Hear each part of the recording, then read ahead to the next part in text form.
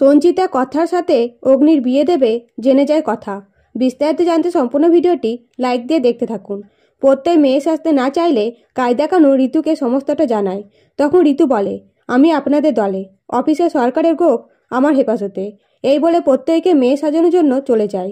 এদিকে কথা গুহবাড়ি এসে অগ্নির হবু বউকে দেখতে চাইলে অগ্নি বলে, এত তাড়া কিসের? তোর তো প্রিয় জায়গা মা আনন্দীর ঘর, যা আগে সেখান থেকে ঘুরে আয়, তারপর দেখে নিবি। এই বলে কথাকে ঠাকুরঘরে পাঠিয়ে মিটিং করে আর বলে, ঋতু তো এখনো এলো না, তাহলে বউ কোথা থেকে পাবো? তখন ছুটকা বলে, আরে ছেলেটা বউ বউ করে পাগল হয়ে যাচ্ছে। ঠিক তখনই কথা এসে বলে, কি হয়েছে আমাকে বলো, আমার মনে হচ্ছে এখানে কিছু একটা গন্ডগোল হয়েছে। সেই মুহূর্তে ঋতু প্রত্যয়কে নিয়ে উপস্থিত হলে কথা বলে, বোন একটু মুখটা দেখাও। কিন্তু প্রত্যয় ঘুমটা না তুললে কথা নিজেই প্রত্যয়ের ঘুমটাটা সরাতে যায়। তাও প্রত্যয় কথাকে এড়াতে থাকলেও শেষে কথা প্রত্যয়ের ঘুমটাটা খুলেই দেয় এবং কনকচাপা নামে কোনো মেয়ে নয়, প্রত্যয় মেয়ে সেজে আছে এইটা জেনে যায়। এইসব দেখে কায়দা কানুন সকলে বাক্য হারিয়ে দাঁড়িয়ে থাকে।